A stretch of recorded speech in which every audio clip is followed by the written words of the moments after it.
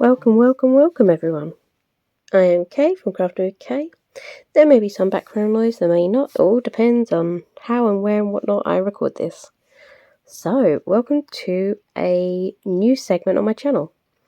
It's all about conspiracy time. So let's find out about some conspiracy, shall we?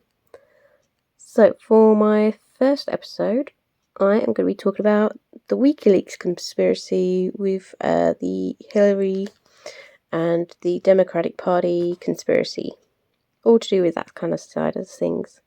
So yeah, what is Wikileaks? So Wikileaks was a whistleblowing platform founded by Julian Assange. It was established to obtain and disseminate, which means to spread widely, classified documents and data sets from anonymous sources and leakers. It's also a non-profit organisation. So, who is Julian Assange? Born 3rd July 1971, he is an Australian editor, publisher and cyberpunk activist. He founded Wikileaks in 2006. The organisation came to international attention in 2010 when it published a series of leaks provided by US Army intelligence analyst Chelsea Manning. After the 2010 leaks, the United States government launched a criminal investigation into Wikileaks. So there it says about the Army intelligence analyst, Chelsea Manning. So who's this person? So Chelsea Elizabeth Manning, born Bradley Edward Manning, is an American activist and whistleblower. She is a former United States Army soldier who was convicted by court-martial in July 2013 of violations of the Espionage Act and other offences. After disclosing to Wikileaks nearly 750,000 classified or unclassified but sensitive military and diplomatic documents, she was imprisoned from 2010 until 2017, when a sentence was commuted by President Barack Obama. So back to the Wikileaks side of things, but that was interesting. So yeah, let's see, where else are we going? So on 19th of June in 2012, Wikileaks founder Julian Assange walked into the Ecuadorian embassy in London and claimed political asylum. This was granted a month later. However, Assange was wanted on a European arrest warrant for alleged sexual offences in Sweden. British police guarded the embassy and Assange would be arrested and deported to Sweden if he stepped outside the door. His fear was that the Swedes would hand him over to the United States where he risked prosecution for espionage, among other things, over the Chelsea Manning case. Manning had culled hundreds of thousands of diplomatic cables and sensitive material concerning the wars in Iraq and Afghanistan, which Wikileaks had published. In the US, Assange would face the death penalty, but although he was confined to a single room while the work of the Ecuadorian embassy went on around him, Assange is thought to have influenced the outcome of the 2016 American presidential election, with the help of the Russians. While Wikileaks was set up to expose conspiracies, Assange was accused of using it to participate in a conspiracy himself. Assange had personal beef against Hillary Clinton, accusing her of pushing to have him indicted after WikiLeaks published 250,000 diplomatic cables from her term as Secretary of State provided by Manning. Having read thousands of her cables, he said, "Hillary lacks judgment and will push the United States into endless stupid wars to spread terrorism. She certainly should not become President of the United States." So Julian Assange said that. During the Democratic Party primaries, Wikileaks published more emails from Hillary's private email server, leading to calls for her to be indicted. Then, while making it clear to Robert Peston of the UK's ITV News that he viewed Hillary as a personal enemy, he made an attempt to appear impartial. After the Republican convention confirmed Donald Trump as a candidate, Assange said that choosing between Clinton and Trump was opting for cholera over gonorrhea. Personally, I'd prefer neither, is what he's quoted to say. While the FBI concluded that Hillary had been extremely careless with her emails, no charges were ever filed. However, the State Department did reopen its investigation. On the eve of the Democratic Convention, Wikileaks released emails from the Democratic National Convention that appears to show the committee favoring presumptive Democratic nominee Hillary Clinton over Sanders during its primaries. This led to the resignation of DNC chairwoman Debbie Weitzman Schultz. Sorry if I'm butchering names. But where had these emails come from? Cybersecurity experts quickly concluded that the Russians had hacked the DNC. Bob Gourley, former chief of technology for the Defense Intelligence Agency, said the software code that I have seen from the hack had all the telltale signs of being Russian, including code reused from other attacks. This is a really big deal. Some people in the community are saying this is the Russians pretending to be a hacker, then giving the information to Julian Assange as part of an operation.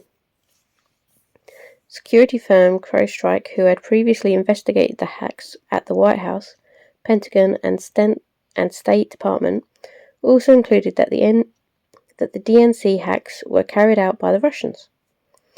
It found that there were two separate Russian intelligence-affiliated advisories present in the DNC network. Assange retaliated by accusing Clinton of causing hysteria about Russia. There's no proof of that whatsoever, he said. We have not disclosed our source, and of course, this is the diversion that's being pushed by the Hillary Clinton campaign. So they're saying that the Russians are the ones that hacked all the sources and everything, but Julian Assange is stating that they've never disclosed a source or how they got the personal emails or anything like that. So, yeah. Wikileaks went on to produce an October surprise.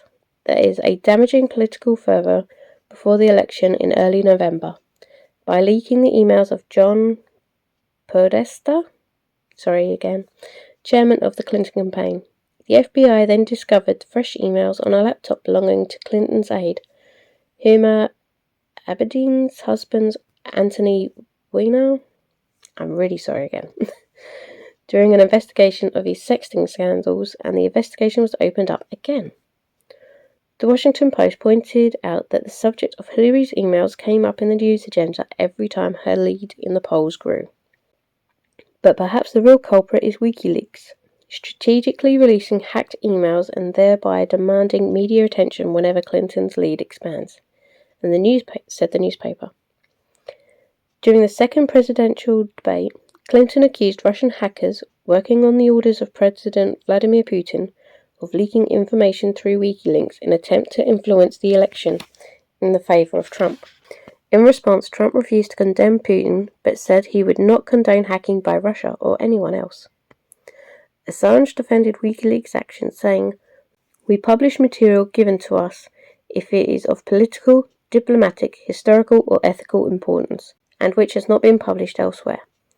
When we have material that fulfills these criteria, we publish." So was the release of Hillary Clinton's emails part of a conspiracy by Vladimir Putin to ensure Trump was elected? Not if you listen to Assange. He insists WikiLeaks had received leaked emails from the DNC, but none from the Trump campaign, and they could not publish what they did not have. After Trump won the election, President Barack Obama expels 35 Russian diplomats in retaliation of the alleged hacking of the email accounts linked to the Democratic Party. Assange then accused Obama of trying to delegitimize the Trump administration as it goes into the White House, with Hillary Clinton retiring into private life while Donald Trump initially seemed intent on continuing his policy of rapprochement with Moscow. It seemed that Assange had won, though he might not have spent too long savouring the sweet smell of success, for he was still holed up in a room in the Ecuadorian embassy when the Trump presidency began.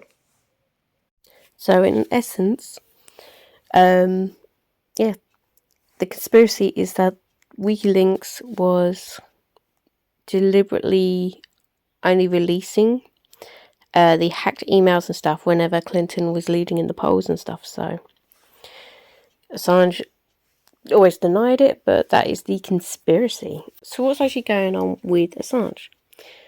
So going back a smidge and then leading up to date, in November of 2010, Sweden issued a European arrest warrant for Assange over alleged sexual assault, which he denied and said that the warrant was a pretext for further extradition to the United States over his role in the publication of secret US military documents. After losing his battle against extradition to Sweden, he breached bail and took refuge in the Embassy of Ecuador in London in June of 2012. He was granted asylum by Ecuador in August 2012 on the grounds of political persecution and fears he might be extradited to the United States. Swedish prosecutors dropped their investigation in 2019, saying that evidence had weakened considerably due to the long period of time that has elapsed since the events in question. On the 11th of April 2019, Assange's asylum was withdrawn following a series of disputes with Ecuadorian authorities. The police were invited into the embassy and he was arrested. He is found guilty of breaching the Bail Act and sentenced to 50 weeks in prison. The United States government unsealed an indictment charging Assange with conspiracy to commit computer intrusions related to the leaks provided by Manning. In May 2019 and June 2020, the United States government unsealed new indictments against Assange, charging him with violating the Espionage Act of 1917 and alleging a history of conspiring with hackers. Response to the indictment has been mixed. Editors from newspapers have been less critical or supportive of the hacking charge, but joined the press freedom organisations to criticise the government's decision to charge Assange under the Espionage Act, characterising it as an attack on the freedom of press. Assange has been confined in Belmarsh, Category A prison in London since April 2019.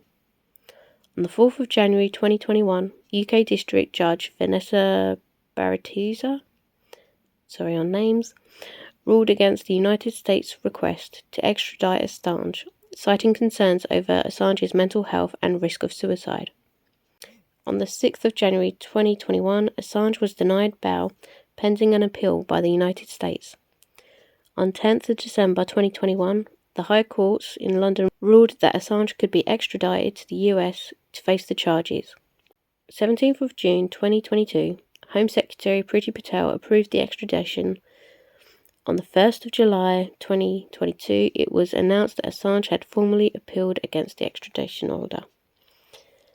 And that is all that I'm aware of at this moment in time. So doing a little digging, the most recent thing I've found is of April of this year, 2023.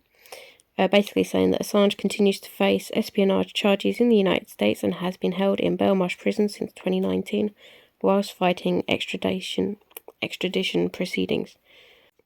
So he's still fighting the extradition, trying to stay where he is for now, and there's a huge following in the UK apparently that is trying to get him out basically. And yeah, so that's all there is to that one. So I hope you have enjoyed this little conspiracy. Like I say, I have got many more on the books. It's just hard to figure out which ones, because there's so many different types of conspiracies as well. So if you have anything you want me to look up and go into, let me know. Pretty sure I'm going to do cover the moon landing, because that's a conspiracy. Maybe the Illuminati. What other ones are there out there that you want to see covered? Thank you so much for joining me today, and I'll see you at the next conspiracy time. Bye guys.